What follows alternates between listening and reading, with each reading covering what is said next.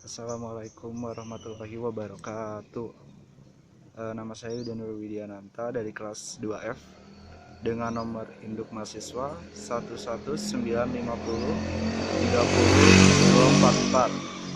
244. Di sini saya akan menjelaskan tentang video yang telah saya tonton sebelumnya. Jadi, video itu tentang ulumul Quran. Ulumul Quran adalah ilmu yang mempelajari tentang Al-Quran. Apa itu Al-Quran? Al-Quran itu ya kitab umat Islam, pedoman hidup umat Islam. Kalau lebih spesifik lagi atau lebih jelas lagi, Al-Quran merupakan sumber ilmu pengetahuan agama Islam yang sangat utama dan menjadi tuntunan hidup kita semua selaku umat Islam. Bahasa Al-Quran telah dirancang sedemikian rupa oleh Allah Subhanahu wa Ta'ala agar bisa diterima oleh akal manusia, yaitu kita. Jadi sebelumnya bahasa Al-Quran itu kan menggunakan bahasa Arab ya. Jadi udah dirancang sedemikian rupa biar kita selaku umat manusia itu mengerti isi dari kandungan Al-Quran tersebut.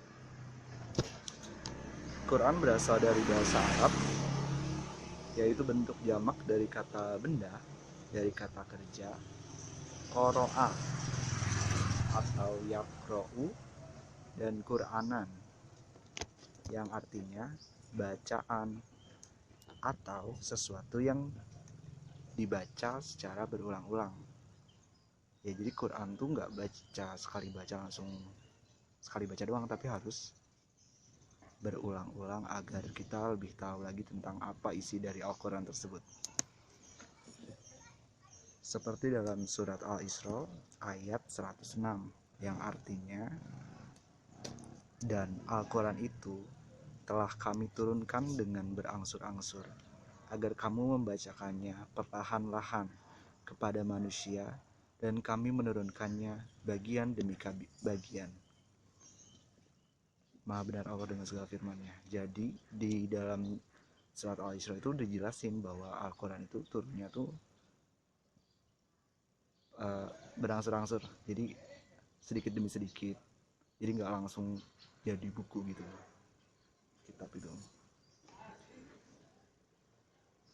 Dan surat Al-Qiyamah ayat 17-18 yang artinya, sesungguhnya atas tanggungan kamilah mengumpulkannya di dadamu dan membuatmu pandai membacanya, maka ikutilah bacaannya.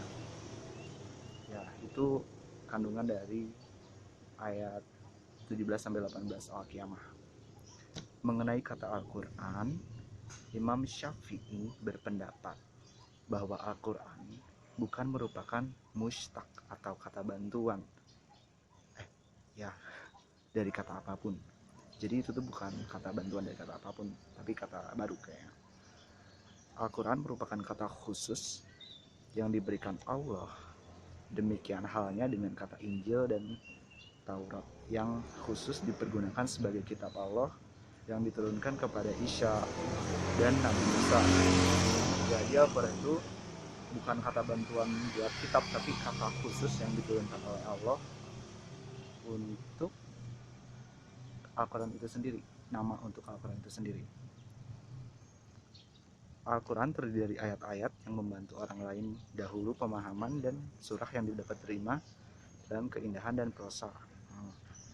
Jadi isi dari Al-Quran itu berisi tentang ayat-ayat yang indah, isinya tuh mudah dipahami bagi manusia, sehingga manusia itu dapat mengerti gitu apa kandungan dalam Al-Quran itu sendiri.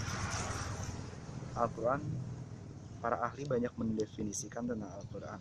Mereka mengungkapkan makna yang sama tetapi berbeda dalam pengkalimatannya. Jadi banyak banget ya ahli-ahli, bisa dicari di Google pengertian tentang Al-Quran. Soalnya pasti beda-beda, setiap ahli itu pasti mengutarain pendapatnya itu beda-beda, tapi ya gitu deh. Tidak ada perbedaan apapun mengenai apa itu pengertian Al-Quran, tetapi hanya bagaimana mendefinisikannya. Ya, jadi kan manusia itu beragam-agam ya, dan pemikirannya juga berbeda-beda, sehingga itu menyebabkan bahwa pengertian Al-Quran itu tidak sama satu sama lainnya menurut para ahli. Definisi yang baik harus mencakup semua yang penting, mengecualikan segala sesuatu yang dianggap berlebihan dan seringkali mungkin. Jadi definisi yang baik itu harus mencakup semua hal, semua yang penting. Jadi kalau mau mendefinisikan sesuatu, kita harus memilih yang penting mana, yang nggak penting mana, dan nggak berlebihan, dan harus ringkas sehingga dapat dimengerti. Al-Quran adalah pidato bahasa Arab atau bahasa Arab kalam Allah yang ia ungkapkan kepada Muhammad dengan kata-kata dan makna yang telah disimpan dalam naskah dan telah sampai kepada kita dengan transmisi kekhawatiran dan merupakan tantangan bagi umat manusia untuk menghasilkan sejenisnya. Seperti dalam surat Yusuf ayat 2 yang artinya, sesungguhnya kami menurunkan Al-Quran dengan berbahasa Arab agar kamu memahaminya. Jadi dulu Al-Quran itu diturunkan kepada bangsa Arab, karena dulu tuh bangsa Arab tuh kan bahasa jahiliyah ya, di tahun gajah itu sangat jahiliyah sekali, sehingga itu menyebabkan Al-Quran diturunkan di masa tersebut agar tidak agar tidak salah tafsir ketika Al-Quran diterjemahkan ke dalam bahasa lain, itu masih belum dapat dianggap Al-Quran. Jadi ketika Al-Quran itu diterjemahkan ke bahasa lain, itu belum tentu itu arti sesungguhnya, soalnya kan harus dari bahasa Arabnya sendiri, bahasa Arab. Jadi kan yang diturunkan tuh bahasa Arab. Nah, itulah arti sebenarnya dari Al-Quran. Itu menyebabkan para ulama sepakat untuk tidak menerima penerjemahan kata-kata Quran selain verbal. Tuh, Imam Zakari, ketahuilah bahwa Quran telah diungkap dalam bahasa Arab. Oleh karena itu tidak diperbolehkan untuk melafalkannya dalam bahasa lain. Jadi kalau mau baca Al-Quran harus pakai bahasa Arab, kayak bacaan sholat juga harus gunain bahasa Arab. Nah, pokoknya semua yang tentang itu kita harus gunain bahasa Arab ya. Tapi apakah setiap kata dalam Al-Quran menggunakan bahasa Arab? Ada ulama atau ahli yang bernama Ibnu Abbas yang berkata bahwa enggak semua kata di Al-Quran itu bahasa Arab. Contohnya kayak kata tur di surat Atin, Watini wazaitu, watur risi ini. Nah, tur itu adalah bahasa Syriah yang artinya gunung. Ada juga tafiko yang bermaksud dari bahasa Romawi. Ada juga hudna dalam bahasa Ibrani atau Israel, untuk artinya itu pengulangan. Sijil dalam bahasa Persia yang artinya buku. Sundus adalah kain lembut dalam bahasa Sanskerta. Miskat adalah lampu bersinar dari bahasa Ethiopia, dan Shiri adalah sungai kecil dalam bahasa Yunani kuno. Apalagi tadi Tur artinya pegunungan. Ulang lagi ya, Tur artinya gunung dari bahasa Syriah. Terus Tafiko artinya bermaksud dari bahasa Romawi. Hudna artinya pengulangan dari bahasa Ibrani. Sijil artinya buku dari bahasa Persia. Sundus artinya kain lembut dari bahasa Sanskerta. Terus miskat artinya lampu bersinar, dari Ethiopia, dan Siri, artinya sungai kecil dalam bahasa Yunani. Baiklah, setelah menyampaikan beberapa pendapat mengenai pengertian Al-Quran, ada juga yang namanya hadis. Hadis itu merupakan sumber hukum setelah Al-Quran. Apa sih pengertian hadis? Jadi hadis itu adalah sumber hukum setelah Al-Quran sendiri. Hadis merupakan sumber hukum setelah Al-Quran. Hadis adalah perkataan, perbuatan, ketetapan, dan persetujuan dari Nabi Muhammad Sallallahu Alaihi Wasallam. Macam-macam hadis yaitu sahih, bersambung sanadnya, diriwayatkan yang kuat hafalannya, dan doif. Contohnya dari hadis itu kayak misalnya amal itu tergantung niatnya, dan seseorang hanya mendapatkan sesuai niatnya. Hadis riwayat Bukhari dan Muslim dan lain-lain. Ya, jadi hadis itu sebagai pedoman kita. Jadi dia misalnya suatu hal nggak ada di Al-Quran, nah kita ikutin hadis. Hadis itu dari Rasulullah sebenarnya. Lalu ada juga Al-Quran itu sebagai obat penawar dari isi hati yang gundah dan gelisah. Jadi orang yang gundah dan gelisah itu bisa diobatin pakai Al-Quran, dengan membaca Al-Quran. Tahu nggak kisahnya? Ada kisahnya.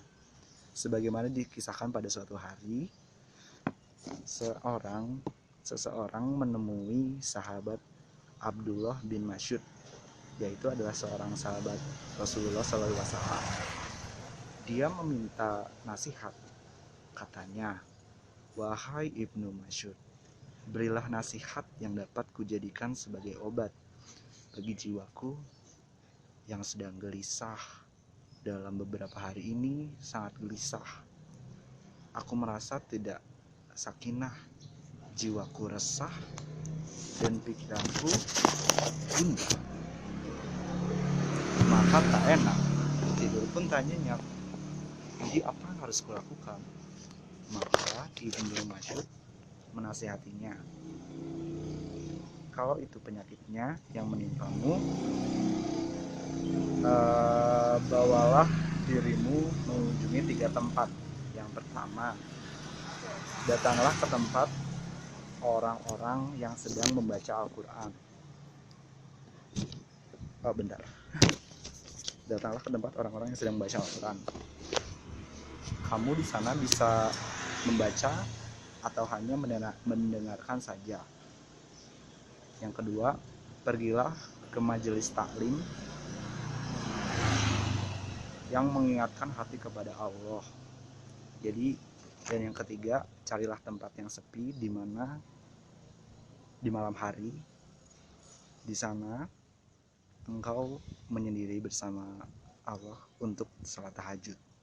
Lalu mintalah kepada Allah ketenangannya, ketentraman pikiran, dan kemurnian hati. Jadi ada 3 tempat ya. Tadi apa aja yang dikasih tahu sama Ibnu Mas'ud? Yaitu ke tempat yang sedang ada orang yang sedang membaca Al-Quran, pergi ke majelis taklim yang sedang mengingatkan hati kepada Allah, dan ke tempat di malam hari di mana sepi untuk salat tahajud dan meminta pertolongan kepada Allah. Nah, setelah dari itu, setelah mendengar penjelasan dari Ibnu Mas'ud, dia lantas kembali ke rumahnya dan mengamalkan apa yang telah diucapkan oleh Ibnu Mas'ud. Nah, ini Ibnu Mas'ud ini dari Rasulullah. Jadi dia tahu ini dari Rasulullah ya.